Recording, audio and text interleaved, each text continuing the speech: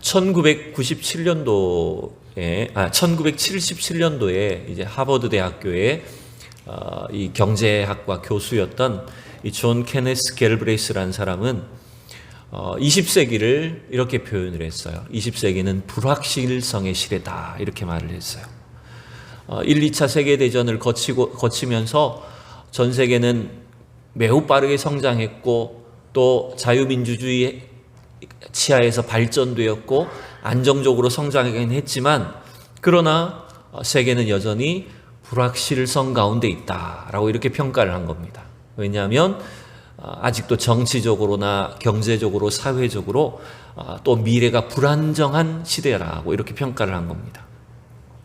그래서 우리가 왜 2000년대로 넘어오면서 그런 경험 있지 않습니까? 뉴 밀레니엄이라고 해가지고 밀레니엄 버그가 온다느니, 뭐 종말이 임한다느니, 그런 여러 가지 어떤 불안감, 두려움이 우리 속에 있었던 걸 여러분 기억하실 것입니다. 약 40여 년이 지난 후에 2017년도에 또 다른 미국의 경제학자였던 베리 아이켄크린이라는 사람은 21세기는 불확실성의 시대를 넘어서 초불확실성의 시대다, 이렇게 평가를 했습니다. 제가 무슨 경제학의 조예가 깊은 것도 아니고 그쪽 분야의 책을 많이 읽은 것도 아닌데 설교를 준비하면서 이런저런 자료를 좀 보다 보니까 20세기를 불확실성의 시대라고 평가했고 21세기는 초불확실성의 시대다, 이렇게 평가를 했더라고요. 이것은 뭐냐면 이제는 전 세계적인 위기와 격변이 언제 어디서 터질지 모른다는 거예요. 왜냐하면 세계는 이전보다도 더 밀접하게 연관이 되어 있기 때문에 어느 한 나라의 위기가 터지거나 어느 한 전염병이 돌고 나면 이게 어떻게 됩니까? 코로나19처럼 이제는 전 세계가 동시다발적인 위기가 올 수 있다는 거예요. 이전과는 다르다는 거죠. 지구 반대편에 전쟁이 터졌는데 그 전쟁 때문에 전 세계는 지금 에너지 위기, 경제 위기, 안보 위기를 겪고 있습니다. 여러분, 이게 그러니까 지구 곳곳에 일어나는 일들로 인해서 우리는 너무나 많은 영향력을 받고 있고 같은 위기를 전 세계가 다 겪고 있다라고 하는 것입니다. 그래서 21세기를 이제는 불확실성의 시대를 넘어선 초불확실성의 시대다, 이렇게 평가를 하는 겁니다. 이러한 세상 속에서 우리 사람들은, 인간은 보이지 않는, 겉으로는 표현하지 않더라도 여러 가지 불안감과 공포 속에 살아가고 있습니다. 그 어두운 불안감을 이기기 위해서 우리는 끊임없이 서로가 서로를 경쟁해야 되고 갈등하고 싸우고 다투면서 이 불안정한 시대를 이겨내려고 노력을 하고 있습니다. 이런 불안감을 사실 가실 수가 없어요. 뉴스만 틀면, TV만 틀면 언제 어디서 또 무슨 사고가 터졌나, 또 어떤 위험한 일들이 생겼나 라고 하는 것들이 우리 주변을 가득 채우고 있습니다. 여러분, 이런 세상 속에서 하나님의 백성들, 우리 그리스도인들은 어떻게 살아야 될까요? 궁극적인 대답이 될 수 없을지 모르지만 여러분, 저는 이렇게 말하고 싶습니다. 하나님의 자녀인 우리 성도들은 이 세상으로서는 얻을 수 없지만, 이 세상에서는 우리가 발견하기는 어렵지만 우리의 주인 되신 하나님이 주시는 그 참된 평강과 소망으로 살아야 된다는 것입니다. 우리 속에 우리의 창조주가 되시는 하나님이 우리 내부에 허락해 주시는, 우리 내면 가운데 허락해 주시는 그 참 평강이, 그 소망이 여러분 절대로 이 세상 사람들은 알 수가 없지만 우리 내면의 힘으로 이 세상의 어려움을 이기면서 살아야 된다는 것입니다. 여러분, 이게 우리 성도들이 하나님으로부터 얻을 수 있는, 성령님을 통해서 우리가 공급받을 수 있는 은혜다라고 하는 것입니다. 여러분, 오늘도 이 복된 주일을 통해서 우리 주님이 주시는, 우리 내면에 허락해 주시는 그 평강과 소망의 축복이 가득할 수 있기를 진심으로 축원합니다. 여러분, 이 사도행전 후반부에 이 복음 사역의 주도적인 역할을 감당했던 이 사도 바울은 이러한 평강으로, 소망으로 가득 찼던 모습을 우리에게 보여줍니다. 이 당시에 세상은, 독재자, 지배자들은 끊임없이 사도 바울을 위협하고 그를 두렵게 하고 억누르려고 하고 있지만 여러분, 사도 바울 안에는 하나님이 주시는 그 평강과 소망이 있었어요. 그래서 이 사도 바울을 위협하는 이 세상 이 권력자들 앞에서 오늘 사도 바울이 뭐라고 외칩니까? 저는 오늘 이 문장을 오늘 우리의 가슴에 새겨야 된다고 생각하는데, 사도 바울이 오늘 뭐라고 말했습니까? 오늘 설교의 제목처럼 나와 같이 되기를 원합니다.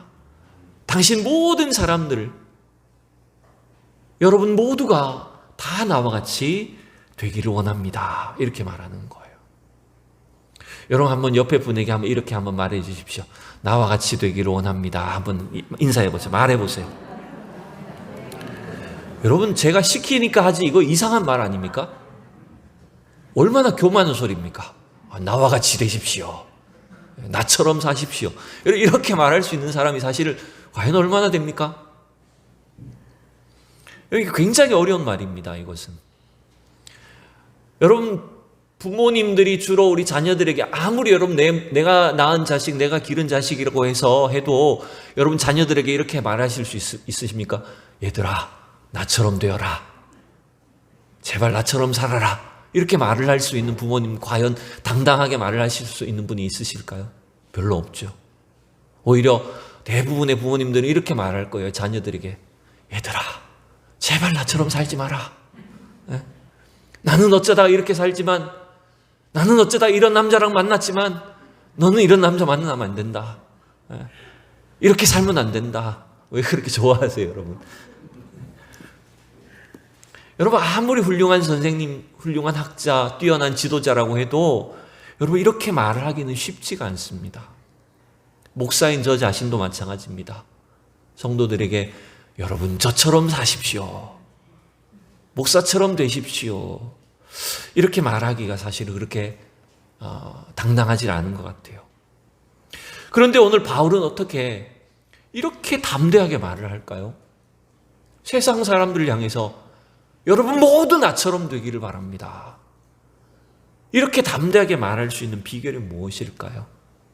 오늘 그것들을 우리가 좀 찾아봐야 됩니다. 자, 사도행전은 이제 24장부터 26장까지의 내용이 좀 긴 내용이지만, 이 내용이 여러분 뭐냐면 지금 사도 바울이 가이사랴 감옥에 갇혀서 재판을 받는 내용이 이어지고 있어요. 계속 재판하는 내용이에요. 예루살렘에서 사도 바울이 체포되었었죠. 근데 이 사도 바울을 죽이려는 살해 음모를 가진 사람들이 있었기 때문에 사도 바울을 저 가이사랴로 피신을 시켰어요. 그래서 그 가이사랴 이 로마 군대의 감옥에 투옥되어 있는 채로 2년 넘게 바울은 지금 계속 로마 총독들로부터 재판을 받고 있는 상황입니다. 지난번 우리 24장 제가 설교를 했을 때 몇 사람을 소개해 드렸는데, 물론 여러분 다 잊어버리셨겠지만 그 중에 그 당시 로마 총독이 벨릭스라는 사람이 있었어요. 이 벨릭스라는 사람이 지금 이 재판을 질질 끌면서 계속 바울을 감옥에 가두어 놓는 겁니다. 2년 넘게. 왜 그랬다고 했습니까? 왜냐하면 벨릭스는 굉장히 기회주의적인 사람이고 물질 욕심이 가득한 사람이었어요. 그래서 이 자기가 지금 주둔하고 있는 이 유대인 지역의, 팔레스타인 지역의 유대인들의 눈치를 보는 겁니다. 그리고 또 하나는 더 중요한 이유는 뭐였냐면요, 바로 바울이나 바울의 친구들로부터 뭘 받으려고? 뇌물을 받으려고. 바울을 가둬놓고 있으면 이 사람들이 뇌물을 주지 않을까라고 해서 2년 넘게 지금 바울을 가두어놓고 계속 재판을 질질 끌었던 거예요. 이 벨릭스는 비리가 있었기 때문에 잘리게 됩니다. 벨릭스가 잘리고 나서 그 다음 부임한 총독이 누구냐 하면 오늘 본문에 나오는 베스도라고 하는 총독이에요. 이 사람은 비교적 공정한 사람이었어요. 이 사람은 바울의 죄가 무엇인지 빨리 찾아서 해결을 하고 싶어 했는데 도무지 바울의 죄를 알기가 어려웠던 거예요. 로마 법적으로, 법률상 바울의 죄가 그렇게 뚜렷하지 않은 겁니다. 왜 이 사람이 감옥에 갇혀 있지? 별 죄가 없는데 감옥에 갇혀 있다는 거예요.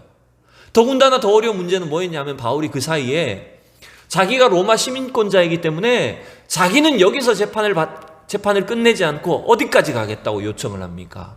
자기는 로마 가이사 황제한테 가서 나는 재판을 받겠다. 그렇게 상소를 해버렸던 거예요. 당시의 로마법에는요, 이 식민지 안에 이 로마 시민이 억울하게 재판을 받으면 안 되기 때문에 로마 시민은 최종적으로 로마 황제 앞에까지 가서 재판을 받을 수 있는 권리가 있었어요. 그래서 바울의 목적은 로마까지 가는 것, 땅끝까지 가는 것이 목적이었잖아요. 그랬기 때문에 바울은 자기가 뚜렷한 죄가 없음에도 불구하고 로마 황제 앞에 가서 난 재판을 받겠다, 이렇게 상소를 한 겁니다. 그러니 베스도 총독 입장에서는 이 사람의 죄목이 뭔지도 잘 모르는 상태로 황제 앞에 보내야 되는 상황인 거예요. 여러분, 그러면 여러분 이 죄목을 뚜렷하게 밝히지 못하면 이게 또 누구 책임이 됩니까? 총독 책임이 되는 거잖아요. 아니, 이 죄인이 무슨 죄인지도 모른 채 니는 함부로 이 사람을 나한테 보냈냐. 황제가 기분 나쁠 수 있는 상황이 되는 거예요. 그러니까 아주 곤란한 상황 속에 지금 처해 있는 겁니다. 이 총독 베스도가.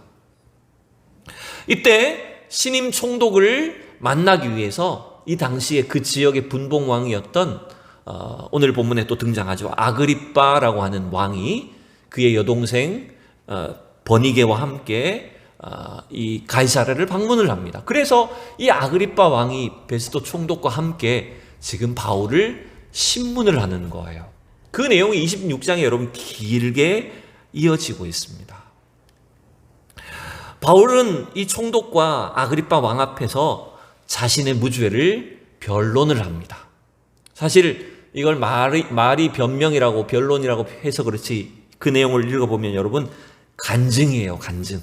여러분 26장을 가만히 읽어보시면 사도 바울이 지금 자기가 어떻게 예수님을 만났는지, 자기가 만난 예수님이 어떤 분이신지 간증을 하고 있는 겁니다. 바울의 간증 우리가 여러 차례 봤습니다. 여러분 간증은 여러분 세 단계로 보시면 돼요. 항상 내가 예수님을 만나기 전에 나는 어떤 사람이었다. 두 번째, 내가 이렇게 나는 예수님을 만났다. 세 번째는 내가 예수님을 만난 뒤에 나는 이렇게 변화되었다. 여러분 이 세 가지 내용이에요. 그래서 바울은 딱 이 내용에 따라서 지금 길게 간증을 하는 겁니다. 원래 바울은 유대교에 아주 열심히 있는 바리새인이었죠. 그래서 그는 율법에 대한 열심 때문에 예수 믿는 자들을 잡아 죽이기까지 아주 지독한 사람이었어요. 그래서 그 열심으로 다메섹까지 올라가다가 어떤 일을 만납니까? 갑자기 정오의 하늘로부터 강력한 빛이 내려와서 빛 가운데 바울이 두 눈이 멀게 되고 그 빛 가운데서 누구를 만납니까? 자기가 핍박하는 예수님을 만나는 거예요. 그 예수님을 만남으로 인해서 바울의 인생관, 그가 갖고 있던 신앙과 그의 사상이 완전히 바뀌게 됩니다. 그래서 진짜 예수 그리스도가 구원자이시구나. 바로 구약 성경에 예언된 그 선지자들의 수많은 예언과 말씀이 바로 이 독생자 예수 그리스도 그분을 가리키는 말씀이구나라고 하는 것을 깨닫고 이제는 바울이 주님으로부터 받은 사명, 복음의 증인된 사명을 위해서 이제는 이방인 지역으로 가는 곳마다 나는 이제 복음을 전하는 사람이 되었습니다. 이렇게 바울이 자기 간증을 한 거예요. 바울이 한 일은 그거라는 거죠. 나는 구약에 예언된 예수 그리스도가 진짜 십자가에 죽으셨다가 부활하셨다. 그분이 메시아다, 구원자다. 나는 그 사실을 가르치고 전한 것밖에 없습니다라고 말하는 거예요. 자, 이러한 바울의 변론을 길게 듣고 있던 이제 베스도가 뭐라고 반응하는지 여러분 보십시다. 24절. 자, 같이 읽어볼까요? 시작. 바울이 이같이 변명하매 베스도가 크게 소리내어 이르되 바울아, 네가 미쳤도다. 내 많은 학문이 너를 미치게 한다 하니.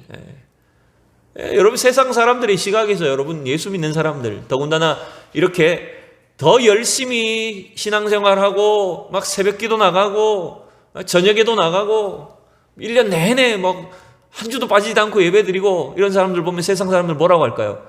저거 미쳤네, 미쳤어. 예수에 미쳤네. 네, 지금 이 베스도는 바울에게 좀 더 완곡하게 표현하는 것 같아요. 굉장히 좀 신사적이죠. 네가 너무 많은 책을 보고 너무 많은 공부를 해서 미쳤구나. 여러분 이 세상은 우리가 믿는 신앙에 대해서, 우리가 가진 신앙에 대해서 알지 못합니다. 그래서 이런 식으로 우리를 폄훼하고 모욕을 하려고 합니다. 여러분, 어쩌면 이건 제가 확실하지 않은 거지만 앞으로 대한민국이 이 평등법, 차별금지법이 소위 통과가 되고 나면 어떻게 될까요? 아마 대한민국도 다른 유럽 나라들처럼 여러분 길거리 나가서 전도하는 거 여러분 금지될 가능성 높습니다. 다른 종교에 대한 차별이라고 이런 식으로 이름을 붙여서 우리의 신앙을 복음 증거에, 복음 전도의 자유를 여러분 이제 옥죄게 될지 모릅니다. 그런 시대가 올 가능성이 아주 높죠, 지금. 여러분, 바울은 이 베스도 앞에 전혀 두려워하지 않았어요. 내가 미친 것이 아니고 참되고 온전한 말을 하는 것입니다. 그 권력자 앞에서 반박하고 있는 겁니다. 여러분, 우리가 갖고 있는 신앙이 무엇인지 여러분 명확하게 깨달으셔야 됩니다. 자, 26절, 27절 이제 바울은 아그리빠 왕에게도 이렇게 말을 합니다. 이건 사실 아그리빠에게 전도하는 거나 마찬가지예요. 여러분, 이 아그리빠 왕은요, 예수님 당시에 있었던 아기 예수님을 죽이려고 했던 헤롯 대왕의 증손자입니다. 그 집안은 계속해서 지금 복음과 싸우고 있어요. 아그리빠 왕에게 이렇게 말합니다. 당신은 왕이시여, 당신은 이 모든 일을 잘 아시지 않습니까? 왜냐하면 이 아그리빠는, 헤롯 가문은 원래 유대 지역을 다스렸던 왕가잖아요. 그러니 예루살렘에서 있었던 사건도 알고 있고 예수님을 십자가에 못 박아 죽였던 그 사건에 대해서도 생생하게 다 알고 있는 사람이에요. 그러니까 당신은 이 일을 다 아시지 않습니까? 그래서 이 일은 진짜 일어난 것입니다. 사실입니다. 선지자의 예언대로 바로 이 땅에 오신 메시아가 바로 그리스도십니다. 예수님이십니다. 이렇게 아그리빠에게 쭉 설명을 한 거예요. 그랬더니 아그리빠가 어떻게 반응하냐면, 네가 적은 말로 나를 권하여 그리스도인이 되게 하는구나. 나는 안 넘어가. 이렇게 말합니다.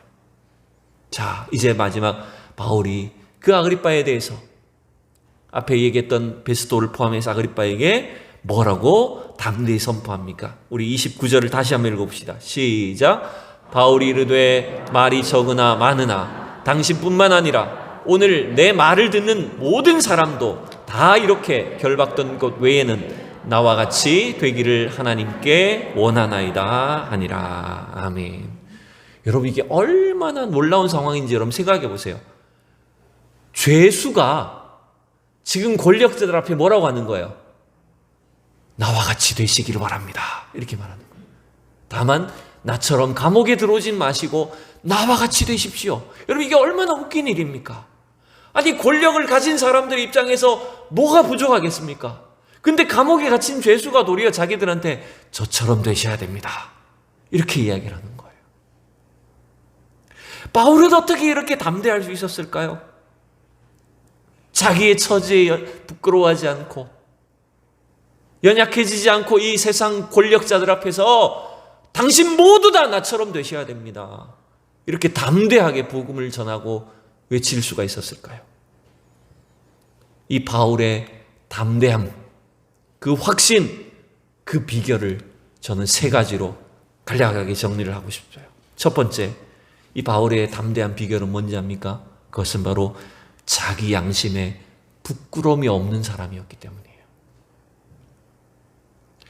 감옥에 있는 죄수라면 사실은 자기 죄로 인해서 부끄러워해야 되잖아요.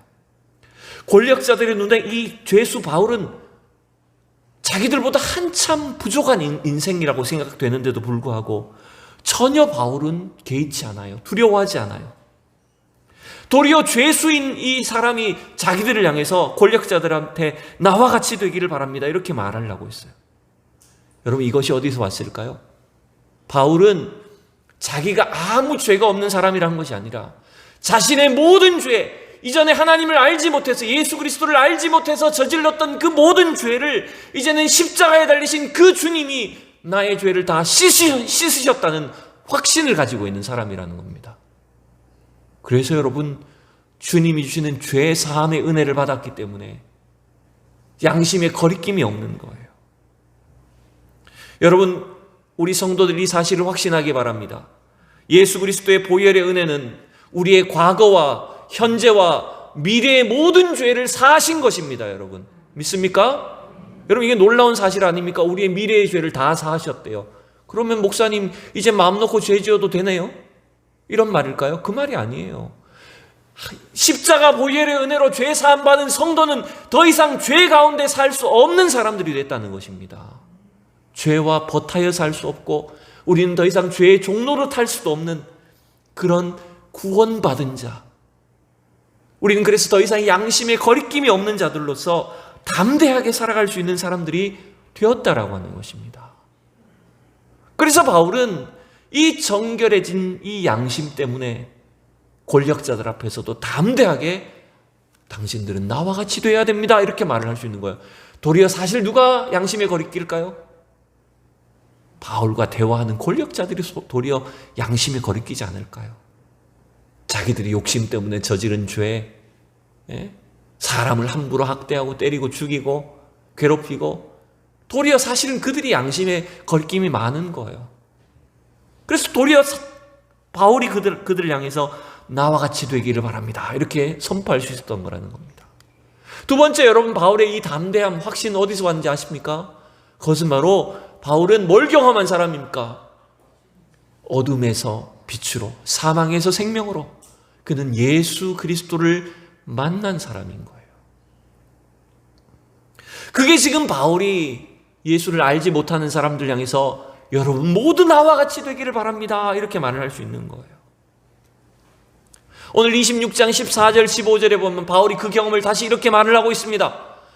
우리 같이 한번 읽어봅시다. 제가 좀 짧게 줄인 거예요. 14절 15절 시작. 사울아 사울아 내가 어찌하여 나를 박해하느냐. 내가 대답하되 주님 누구시니까. 주께서 이르시되 나는 내가 박해하는 예수라. 여러분, 다메섹 도상에서 부활하신 예수님은 바울을 불러주셨어요. 사실 그 과정 속에 뭐가 일어납니까? 그의 육신의 눈이 어떻게 돼버렸어요? 육신의 눈이 멀어버렸어요. 여러분, 이것은 육신의 눈이 멀므로 인해서 뭐가 떠졌다는 것일까요? 영의 눈이 열려진 겁니다. 이 세상 죄악에 사로잡혀 있던, 세상을 바라보던 눈이 닫혀버리고 하나님을 보는 눈이 열려진 거예요. 부활하신 예수님을 보는 눈이 열려지게 된 거예요. 그래서 그 주님을 만난 경험 때문에, 예수 그리스도를 만난 체험 때문에 바울은 이제는 가는 곳곳마다 사람들에게 뭐라고 외칠 수 있을까요? 여러분도 저처럼 되셔야 됩니다. 이게 뭡니까? 나처럼 예수님 만나셔야 됩니다.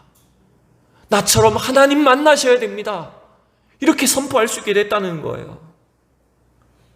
여러분, 이러한 구원의 확신이 우리 성도들 속에 넘칠 수 있기를 원합니다.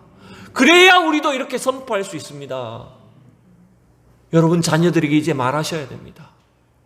여러분이 사랑하는 가족들과 사람들에게, 이웃들에게 말하셔야 돼요. 뭐라고?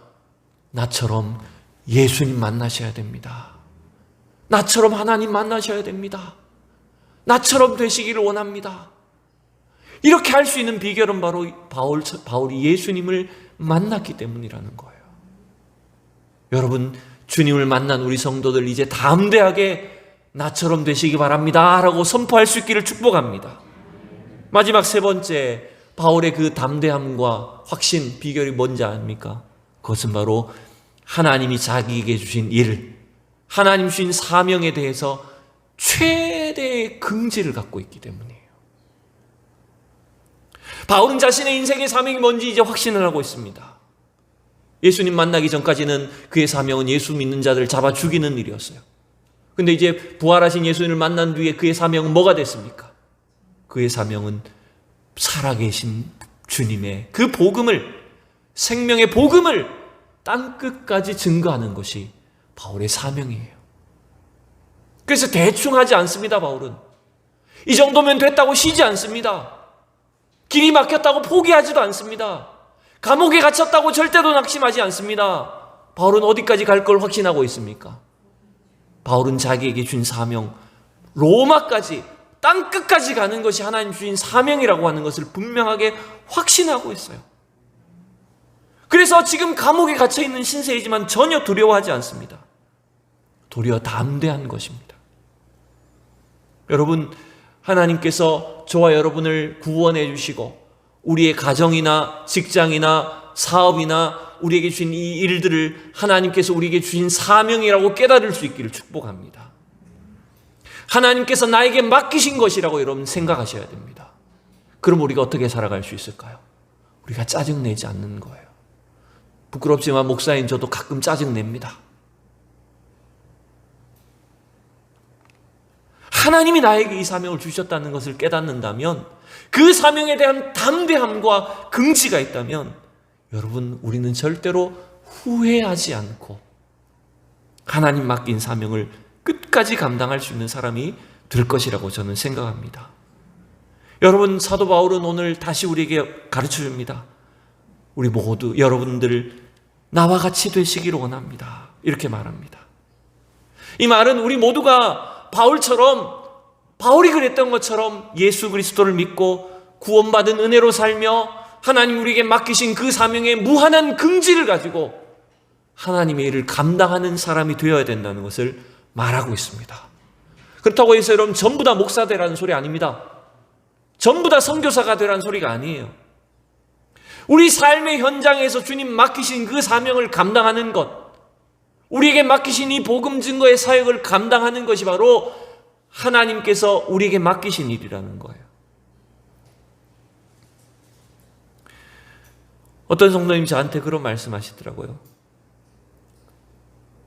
주변 사람들한테 교회 다니라고, 예수님 믿으시라고 전도를 해야 되는데 자기는 전도를 잘 못해서 이렇게 말했대요. 그냥 목사님 자랑했대요. 감사하기도 하면서 저는 부끄러웠습니다. 과연 제가 자랑할 만한 그런 목사인가? 나와 같이 되십시오라고 바울처럼 이렇게 선포할 수 있을 것인가? 이 말씀을 준비하면서 생각이 났어요. 여러분, 목사님 자랑하시는 것도 필요합니다만은, 가능하면 여러분이 경험한 은혜를 자랑하시기 바랍니다.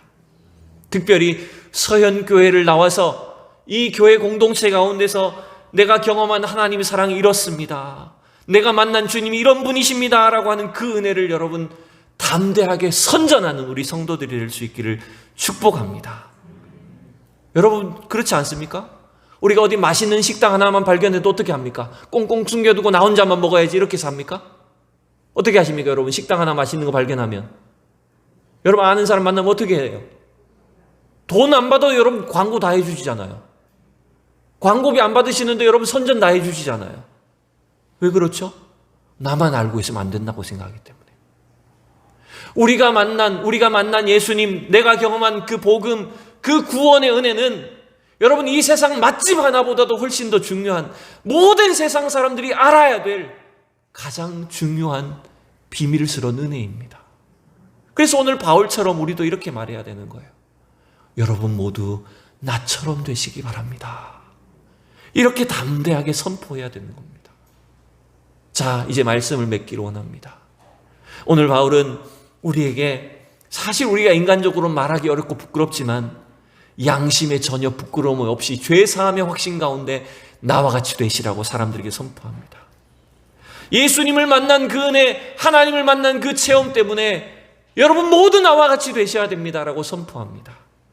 자신이 하는 일의 긍지를 가지고 하나님 맡기신 그 사명에 대한 긍지 때문에 여러분 모두 나와 같이 되십시오라고 선포하고 있어요. 이제 이것이 우리 모두의 고백이 되셔야 됩니다. 자, 이제 이 문장을 같이 함께 읽고 말씀을 마칩시다. 여러분, 바울의 이 고백을 오늘 우리의 고백으로 바꾸어서 나와 같이 되시기 바랍니다. 우리 같이 밑에 부분 읽어봅시다. 시작. 나와 같이 예수님 믿고 나와 같이 그 은혜를 누리고 나와 같이 예수님을 전하다가 내가 앞으로 갈 천국을 함께 가기를 소원합니다. 아멘. 우리 옆 사람에게 이제 마지막으로 인사합시다. 나와 같이 되시기 바랍니다. 이렇게 인사합시다. 이 말이 이제 여러분 속에 담대한 고백으로 바울의 고백과 같이 터져 나올 수 있기를 원합니다. 기도하겠습니다. 사랑이 많으신 주님, 크신 은혜를 감사합니다. 도무지 자랑할 것이 없고 주님 앞에 내세울 것 없는 부족한 인생임에도 불구하고 우리의 모든 죄를 사하시기 위하여 독생자 예수 그리스도를 보내셔서 우리를 영원한 죄와 사망의 권세에서 구원하여 주신 은혜를 감사합니다. 이제 우리가 구원받은 하나님의 백성들이 되어서 우리는 연약하고 부끄럽지만 세상을 향하여 담대하게 모두 다 나와 같이 되시기를 바랍니다 라고 선포할 수 있도록 우리에게 은혜를 주시고 믿음을 주시고 사명을 주시니 참으로 감사합니다. 이 직분 사명 잘 감당하게 하여 주시옵소서. 우리 주변에 아직도 주님을 알지 못하는 사람들에게, 주님을 만나지 못한 가족들에게, 이웃들에게 나와 같이 주님을 만나십시오, 나와 같이 주님을 만나고 변화되십시오 라고 담대하게 고백하며 선포하며 주님의 복음을 증거할 수 있는 우리 주님 복음의 일꾼들이 다 되게 하여 주시옵소서. 감사드리며 예수 그리스도 이름으로 기도하옵나이다. 아멘.